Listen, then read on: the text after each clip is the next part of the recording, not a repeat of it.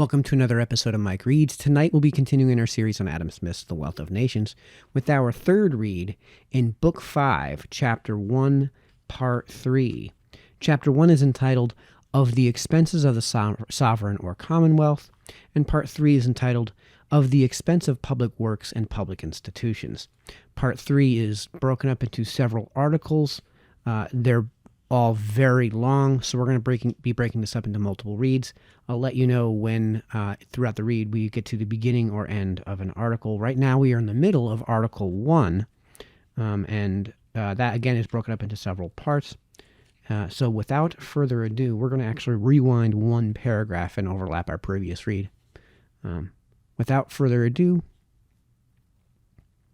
joint stock companies, established either by royal charter or by an act of parliament, differ in several respects not only from regulated companies, but from private copartneries. First, in a private copartnery, no partner, without the consent of the company, can transfer his share to another person, or introduce a new member into the company. Each member, however, may, upon proper warning, withdraw from the copartnery and demand payment from them of his share of the common stock. In a joint stock company, on the contrary, no member can demand payment of his share from the company, but each member can, without their consent, transfer his share to another person and thereby introduce a new member. The value of a share in a joint stock is always the price which it will bring in the market, and this may be either greater or less in any proportion than the sum which its owner stands credited for in the stock of the company. Secondly, in a private copartnery, each partner is bound for the debts contracted by the company to the whole extent of his fortune. In a joint stock company, on the contrary, each partner is bound only to the extent of his share. The trade of a joint stock company is always managed by a court of directors. This court, indeed, is frequently subject, in many respects, to the control of a general court of proprietors. But the general part of those proprietors seldom pretend to understand anything of the business of the company, and when the spirit of faction happens not to prevail among them, give themselves no trouble about it, but receive contentedly such half-yearly or yearly dividend as the directors think proper to make to them. This total exemption from trouble and from risk, beyond a limited sum, encourages many people to become adventurers in joint stock companies who would, upon no account, hazard their fortunes in any private copartnery. Such companies, therefore, commonly draw to themselves much greater stocks than any private copartnery can boast of. The trading stock of the South Sea Company, at one time, amounted to upwards of £30,800,000. The dividend capital of the Bank of England amounts, at present, to £10,780,000. The directors of such companies, however, being the managers rather of other people's money than of their own, it cannot well be expected that they should watch over it with the same anxious vigilance with which the partners in a private copartnery frequently watch over their own. Like the stewards of a rich man, they are apt to consider attention to small matters as not for their master's honor, and very easily give themselves a dispensation from having it. Negligence and profusion, therefore, must always prevail, more or less, in the management of the affairs of such a company. It is upon this account that joint stock companies for foreign trade have seldom been able to maintain the competition against private adventurers. They have, accordingly, very seldom succeeded without any exclusive privilege, and frequently have not succeeded with one. Without an exclusive privilege, they have commonly mismanaged the trade. With an exclusive privilege, they have both mismanaged and confined it. The Royal African Company, the predecessors of the present African Company, had an exclusive privilege by charter, but as that charter had not been confirmed by Act of Parliament, the trade, in consequence of the Declaration of Rights, was soon after the Revolution laid upon to all His Majesty's subjects. The Hudson's Bay Company are, as to their legal rights, in the same situation as the Royal African Company. Their exclusive charter has not been confirmed by Act of Parliament. The South Sea Company, as long as they continued to be a trading company, had an exclusive privilege confirmed by Act of Parliament, as have likewise the present United Company of Merchants trading to the East Indies. The Royal African Company soon found that they could not maintain the competition against private adventurers, whom, notwithstanding the Declaration of Rights, they continued for some time to call interlopers and to persecute as such. In 1698, however, the private adventurers were subjected to a duty of 10% upon almost all the different branches of their trade to be employed by the company in the maintenance of their forts and garrisons. But, notwithstanding this heavy tax, the company were still unable to maintain the competition. Their stock and credit gradually declined. In 1712, their debts had become so great that a particular act of Parliament was thought necessary, both for their security and for that of their creditors. It was enacted that the resolution of 2/3 of these creditors in number and value should bind the rest, both with regard to the time which should be allowed to the company for payment of their debts, and with regard to any other agreement which it might be thought proper to make with them concerning those debts. In 1730, their affairs were so great in disorder that they were altogether incapable of maintaining their forts and garrisons, the sole purpose and pretext of their institution. From that year till their final dissolution, the Parliament judged it necessary to allow the annual sum of £10,000 for that purpose. In 1732, after having been for many years losers by the trade of carrying Negroes to the West Indies, they at last resolved to give it up altogether, to sell to the private traders to America the Negroes which they purchased upon the coast, and to employ their servants in a trade to the inland parts of Africa for the gold dust, elephants' teeth, dyeing drugs, etc. But their success in this more confined trade was not greater than in their former extensive one. Their affairs continued to go gradually to decline, till at last, being in every respect a bankrupt company, they were dissolved by Act of Parliament, and their forts and garrisons vested in the present regulated company of merchants trading to Africa.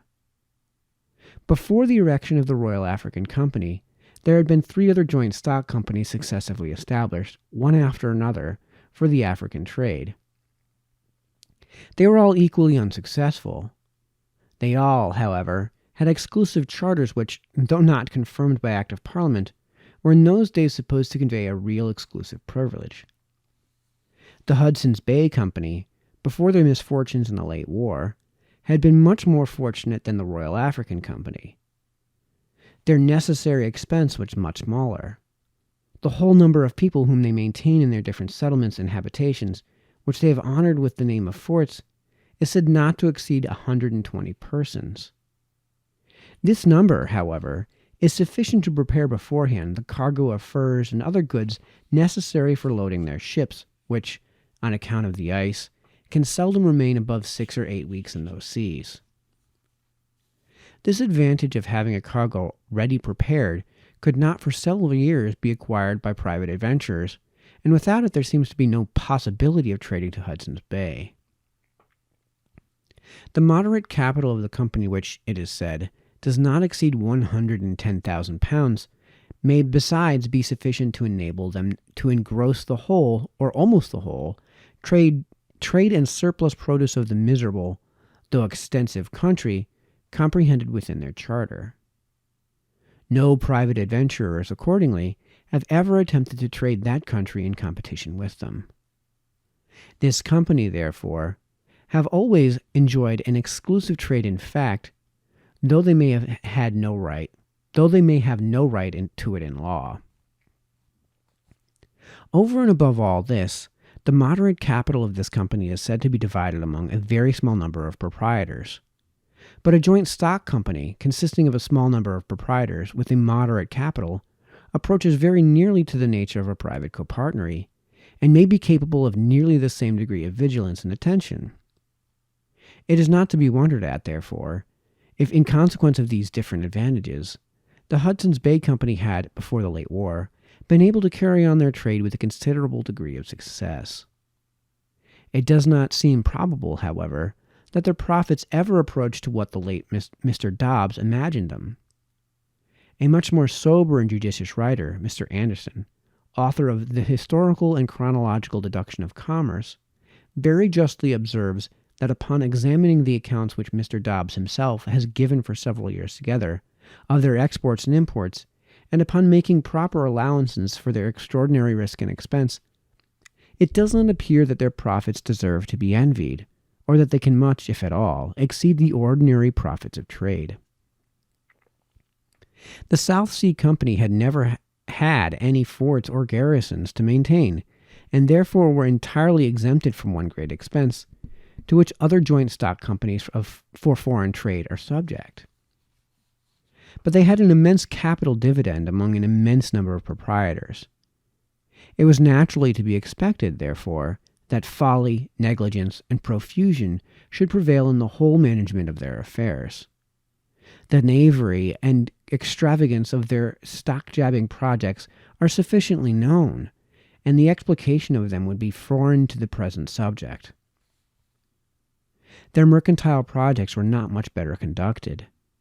The first trade which they engaged in was that of supplying the Spanish West Indies with Negroes, of which, in consequence of what was called the Asiento contract granted them by the Treaty of Utrecht, they had the exclusive privilege. But as it was not expected that much profit could be made by this trade, both the Portuguese and French companies, who had enjoyed it upon the same terms before them, having been ruined by it, they were allowed, as compensation, to send annually a ship of a certain burden to trade directly to the Spanish West Indies.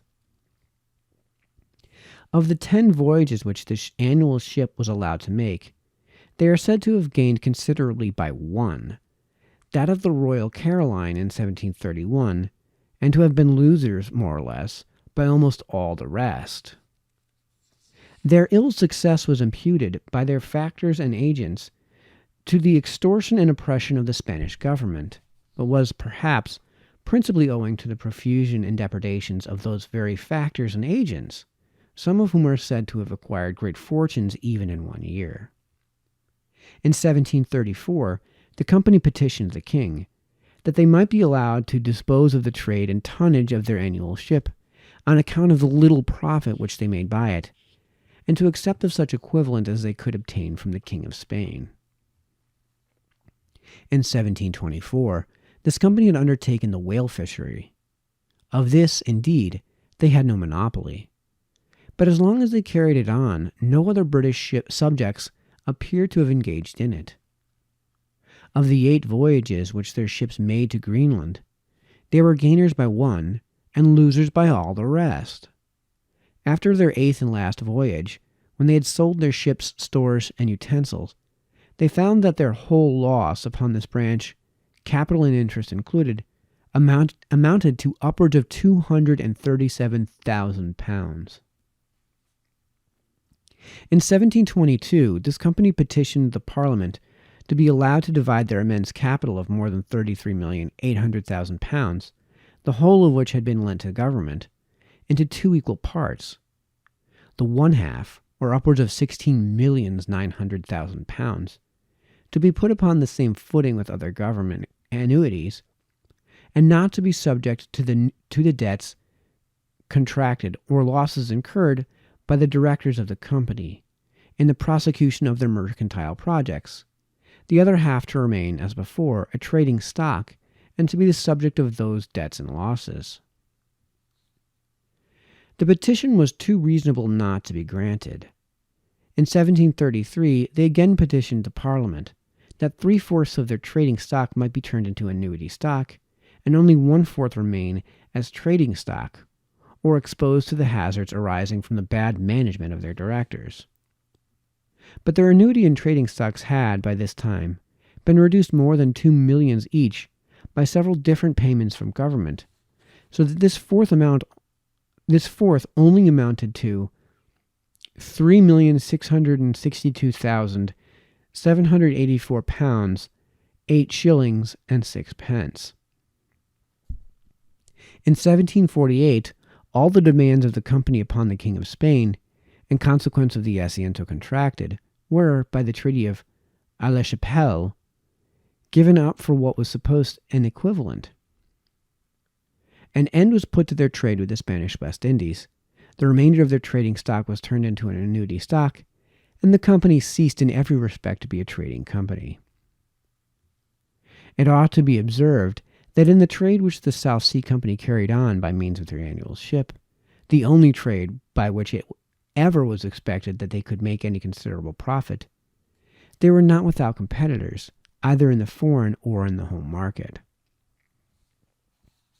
At Cartagena, Portobello, and La Vera Cruz, they had to encounter the competition of the Spanish merchants, who brought from Cadiz to those markets European goods of the same kind with the outward cargo of their ships, and in England they had to encounter that of the English merchants, who imported from Cadiz goods of the Spanish West Indies of the same kind with the inward cargo.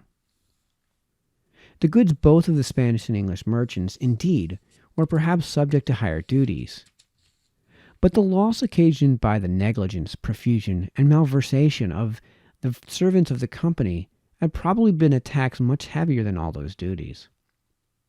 That a joint stock company should be able to carry on successfully any branch of foreign trade, when private adventurers can come into any sort of open and fair competition with them, seems contrary to all experience. The old East India Company was established in 1600 by a charter from Queen Elizabeth. In the first 12 voyages which they fitted out for India, they appear to have traded as a regulated company, with separate stocks, though only in the general ships of the company. In 1612, they united into a joint stock. Their charter was exclusive, and though not confirmed by Act of Parliament, was in those days supposed to convey a real exclusive privilege. For many years, therefore, they were not much disturbed by interlopers. Their capital, which never exceeded £744,000, and of which £50 was a share, was not so exorbitant, nor their dealings so extensive, as to afford either a pretext for gross negligence and profusion, or a cover to gross malversation. Notwithstanding some extraordinary losses, occasioned partly by the malice of the Dutch East India Company, and partly by other accidents, they carried on for many years a successful trade. But in process of time, when the principles of liberty were better understood, it became every day more and more doubtful how far a royal charter, charter not confirmed by Act of Parliament, could convey an exclusive privilege. Upon this question, the decisions of the courts of justice were not uniform, but varied with the authority of government and the humors of the times. Interlopers multiplied upon them, and towards the end of the reign of Charles II, through the whole of that of James II, and during a part of that of William III, reduced them to great distress. In 1698, a proposal was made to Parliament of advancing 2 millions to government at 8%, provided the subscribers were erected into a new East India Company with exclusive privileges. That old East India Company offered £700,000, nearly the amount of their capital, at 4% upon the same conditions. But such was at that time the state of public credit, that it was more convenient for government to borrow 2 millions at 8% than £700,000 at 4%. The proposal of the new subscribers was accepted, and a new East India Company was established in consequence. The old East India Company, however, had a right to continue their trade till 1701. They had, at the same time, in the name of their treasurer, subscribed very artfully £315,000 into the stock of the new. By negligence in the expression of the Act of Parliament, which vested the East India trade in the subscribers to this loan of 2 millions, it did not appear evident that they were all obliged to unite into a joint stock. A few private traders, whose subscriptions amounted to only to £7,200, insisted upon the privilege of trading separately upon their own stocks and at their own risk. The old East India Company had a right to a separate trade upon their old stock till 1701, and they had likewise, both before and after that period, a right, like that of other private traders, to a separate trade upon £315,000, which they had subscribed into the stock of the new company. The competition of the two companies with the private traders and with one another is said to have well nigh ruined both.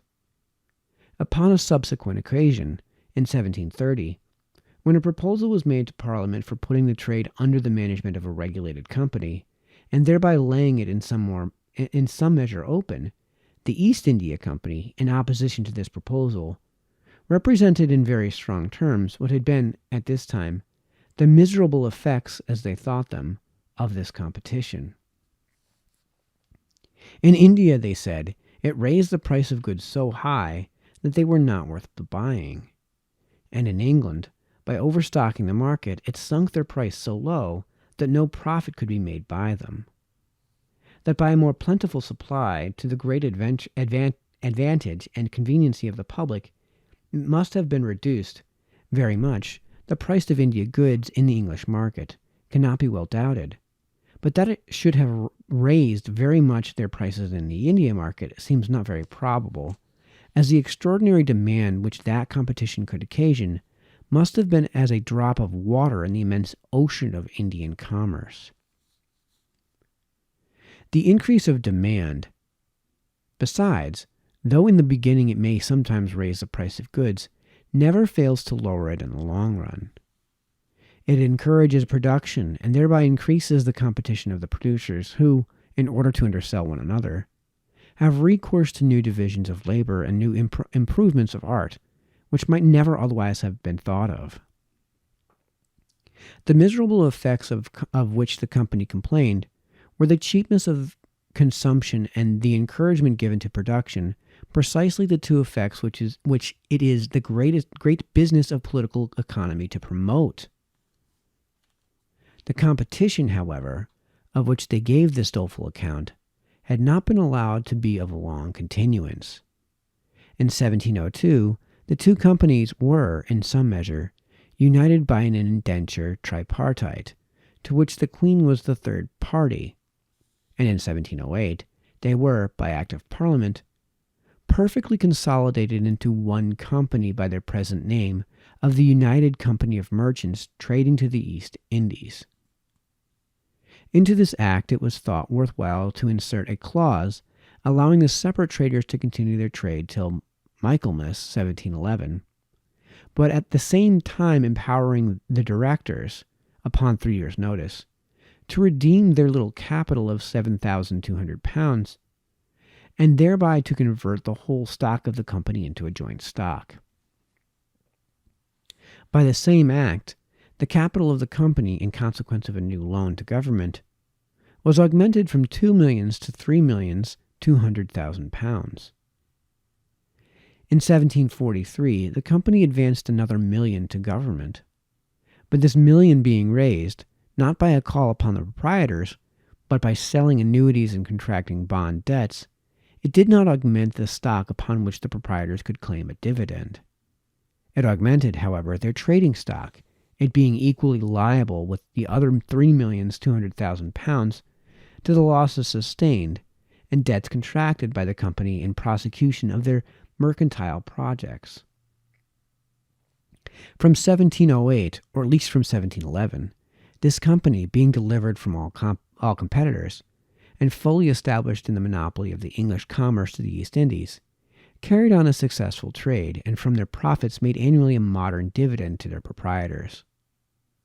During the French War, which began in 1741, the ambition of Mr. Dupleix, the French governor of Pondicherry, involved them in the wars of the Carnatic and in the politics of the Indian princes. After many signal successes and equally signal losses, they at last lost Madras, at that time their principal settlement in India. It was restored to them by the Treaty of Aix-la-Chapelle, and about this time the spirit of war and conquest seems to have taken possession of their servants in India, and never since to have left them. During the French War, which began in 1755, their arms partook of the general good fortune of those of Great Britain.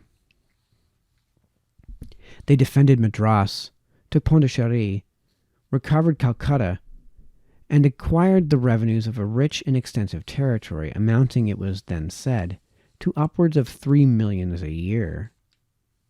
They remained for several years in quiet possession of this revenue, but in 1767, administration laid claim to their territorial acquisitions, and the revenue arising from them, as of right belonging to the crown, and the company, in compensation for this claim, agreed to pay to government £400,000 a year. They had before this gradually augmented their dividend from about 6 to 10%. That is, upon their capital of £3,200,000, they had increased it by £128,000, or had raised it from £192,000 to £320,000 a year. They were attempting about this time to raise it still further, to 12.5%, which would have made their annual payments to their proprietors equal to what they had agreed to pay annually to government, or to £400,000 a year. But during the 2 years in which their agreement with government was to take place, they were restrained from any further increase of dividend by 2 successive acts of Parliament, of which the object was to enable them to make a speedier progress in the payment of their debts, which were at this time estimated at upwards of 6 or 7 million sterling. In 1769, they renewed their agreement with government for 5 years more, and stipulated that during the course of that period they should be allowed gradually to increase their dividend to 12.5%, never increasing it, however, more than 1% in 1 year. This increase of dividend, therefore, when it had risen to its utmost height, could augment their annual payments to the proprietors and government together but by £608,000, beyond what they had been before their late territorial acquisitions. What the gross revenue of those territorial acquisitions was supposed to amount to has already been mentioned, and by an account brought by the Crittenden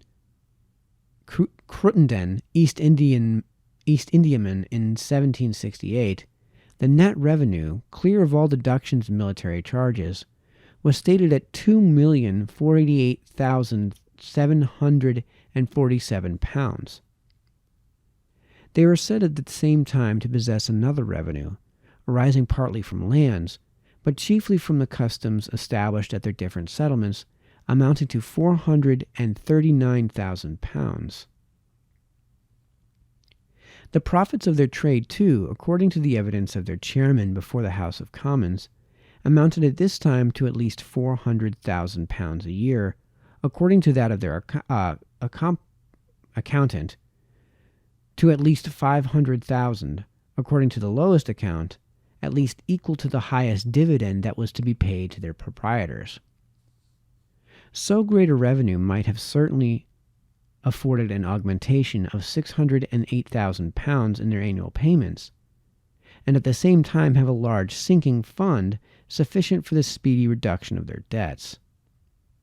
In 1773, however, their debts, instead of being reduced, were augmented by an arrear to the Treasury in the payment of £400,000, by another to the Custom House for duties unpaid, by a large debt to the bank for money borrowed, and by a fourth for bills drawn upon them from India, and wantonly accepted, to the amount of upwards of £1,200,000.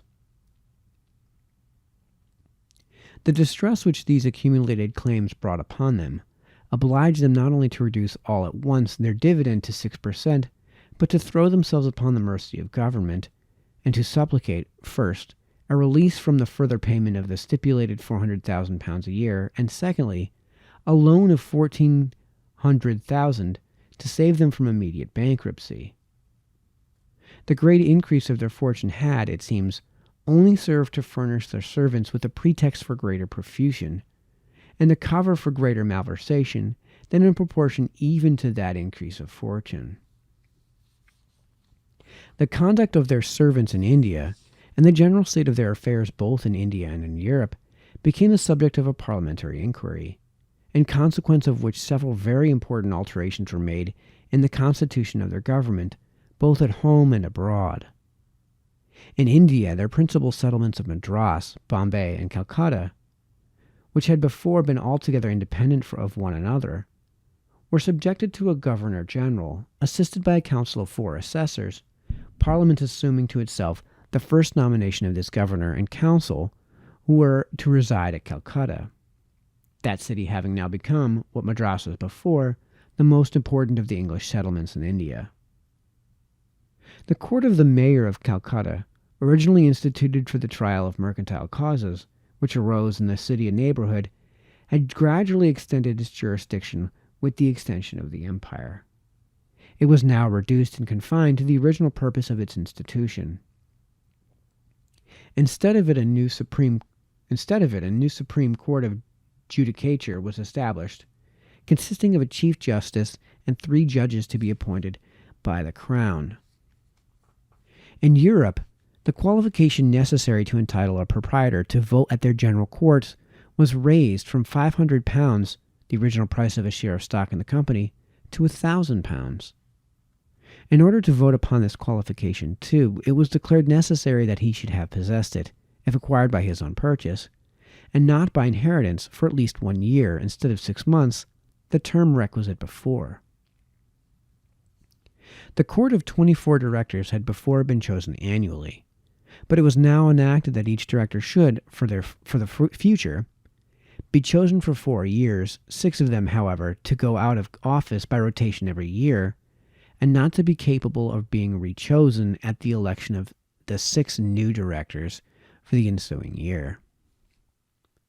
In consequence of these alterations, the courts, both of the proprietors and directors, it was expected, would be likely to act with more dignity and steadiness than they had usually done before.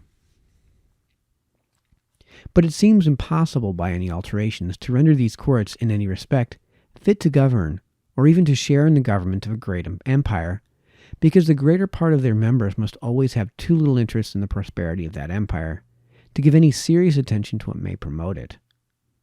Frequently a man of great, sometimes even a man of small fortune, is willing to purchase £1,000 share in India stock merely for the influence which he expects to acquire by a vote in the court of proprietors.